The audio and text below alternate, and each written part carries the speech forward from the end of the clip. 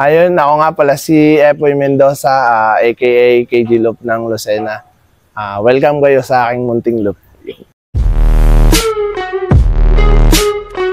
Bago tayo magsimula sa video na to, ito, hatid ng Kalapatids ang ating sponsor sa video na ito.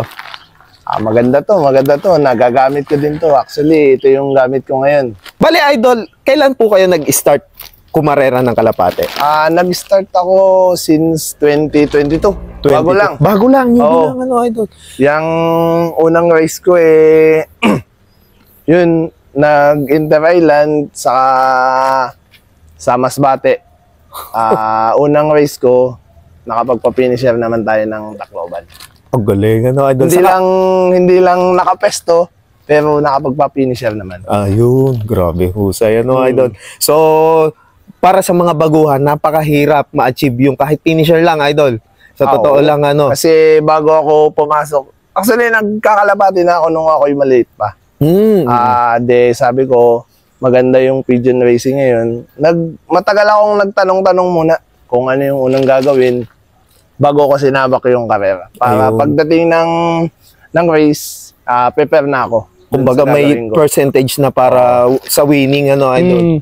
Bale, Idol, yung bloodlines nyo pong ginagamit dito, ano po yung umiikot sa inyong loft? Bale, ang naka-baseline sa akin is Taiwan. Taiwan? Oo. Doon tayo sinuwerte. Kaya doon muna ako nakapokus. Then, yung na-finisher ko ng Tacloban, ang naka-baseline sa kanya ay, kung hindi ako nagkakamali, Sablon. Saudi Bird siya. Saudi Bird? Oo. Yun. So, bali, inuwi siya nung pinsan namin sa San Juan, itlog, na nag-iibon din sa Saudi. Yun yung ginamit kong breeder. Tapos yun yung naging anak.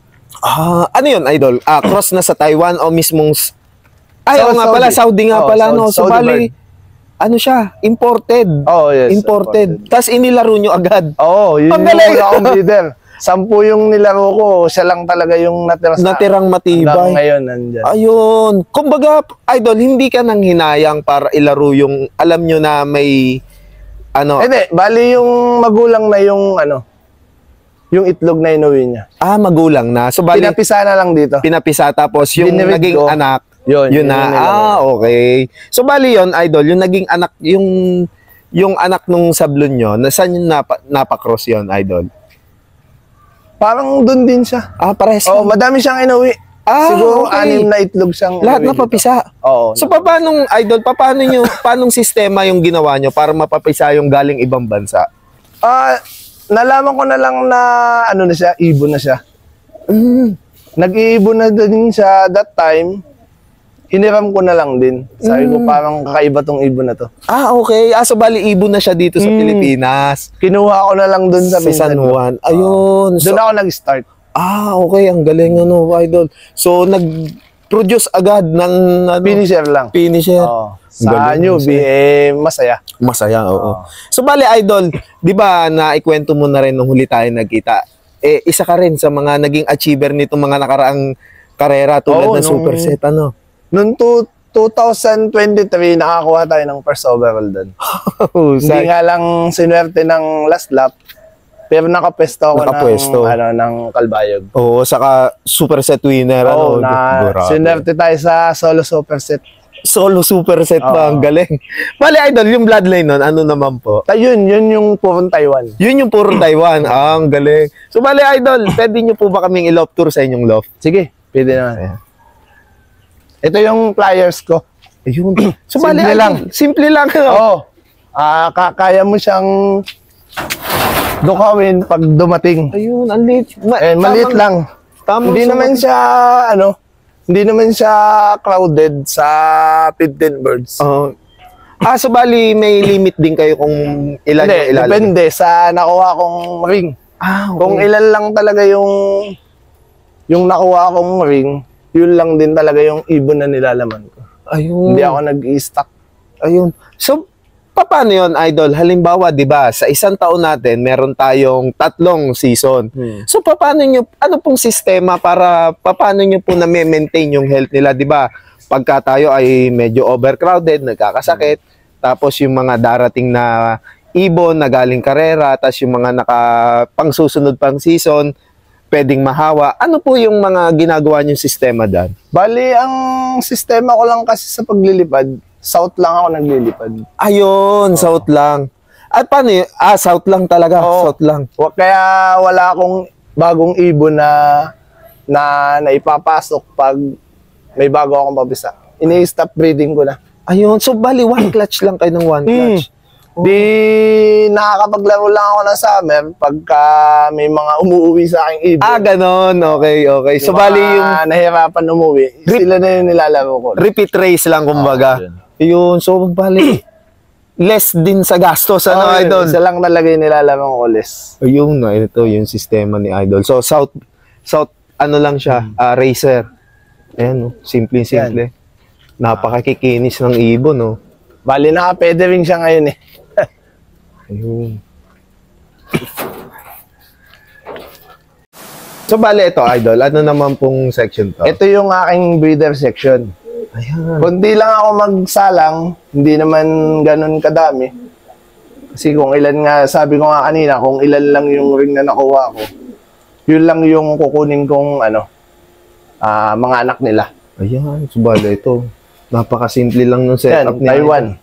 Ito na yung main producer Hindi niya. pa, Taiwan lang din yan. Taiwan. Ewan ko sa Topa. Then, kay Camacho. Camacho. Ito, mga speedbird, ano, Idol? Kukuha tayo ng pangpuling. Ayan, mga speedbird ni Sir Andrew Camacho. Yeah. Ito yung kauna-una akong ibon, si Tanda. Yung pinakamatanda sa akin. Ito yung Saudi bird nga. Ayun. Bali, ito yung may lahing sablon na naka-baseline. Tinawag lang niyang Saudi bird. Ayan. Finisher ko siya ng Tacloban. Finisher ng Tacloban. Oo, So, siya na pala yun, ano, Idol? Hindi man siya nakakuha ng magandang achievement. Bilang first timer, nakapagpawi tayong Tacloban. Kaya nga. So, sa tutuusin, napakahirap, Idol. Oo. Totoo Kasi lang. nag-first lap kami nito, Burias Island. Tawid agad, Idol. Oo. Grabe, ang galing. Masbate. Then, Bicol. Bicol. Tapos, Catanduanes, Idol, no? Tapos, kinabla ko na Tacloban. siya ng Tacloban. Grabe, tinawid ng ibon na yan. Wala siyang path papunta sa Matnog, Sorsogon. Oo, wala. Talagang nerekta na agad na Tacloban. Tacloban. Tingin ko, tumawid siya ng Masbate. Ewan ko din lang. Ayun. Oh, So, yun. bali, Idol, as a newbie flyer, nung ipine-prepare niyo po yan si Tanda, ano po yung mga ginawa niyo at paano niyo siya naihanda sa derby race? Yun na nga. Siguro, malaki pa yung kulang ko sa hindi pa naman ako ganun yung alam ko sa pigeon industry wala pa sa kalahati. Kaya siguro nabitin siya ng lipad. Ayun, oo to. Kasi nung ikinarga ko siya talagang bagsak na bagsak yung katawan eh.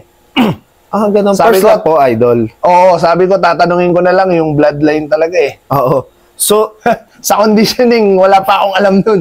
ganun. So, Oo. talagang wala kayong ibinibigay Wala. kahit ano, Idol. Wala kahit ano. Paano yun, Idol? Patukang... Patuka lang, normal Sa na patuka. tubig. Sabi ko, tingnan ko kung uuwi talaga niya, uuwian niya. Yun nga, umuwi Nagawa naman naman, ang ganda. Idol. Oo. Nakulangan lang ng konti dun sa mga mga gamot siguro, yung mga yung mga supplement. recovery sa crates, Oo. kailangan nakakatuka siya eh. So, yun lang Yun. pala yung pinulang. Pero, kung sa tutuusin, napakahusay nitong ibon na to. Grabe. Walang gamot-gamot yan nung napauwi ko ng Tacloban. Grabe, ang galing na ibon nito. Saudi bird. Tapos, ito yung nag-produce sa akin ng solo superset.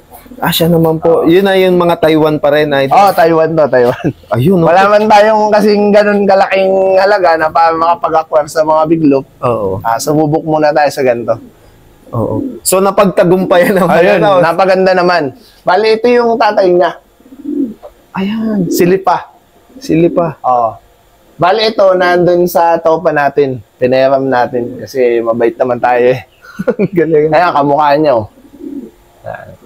Ang daming nakuwang award ng anak nito. Galing ano. Bali, nag-solo super set siya. Solo super set. Oo. So, napakaganda pala ng May mga umuwi naman nun. Yun nga lang, mga butas. yung mga ano nyo, yung mga kalaban nyo. Oo. Siguro, nag-clock lang kami ng Masbate. Doon nagkaubusan eh. Galing Bicol, niliban ng Masbate. Masbate, oo. Oo. Kasi mahirap talaga. Oo. Sa totoo lang, napakagandang laban ng super set eh. Oo. Kasi butasan dyan. Butasan, oo. Hindi Knockoutan, ka, ano. pagka hindi ka nakapag-lock ng isa, wala ka na eh. Totoo. Oo.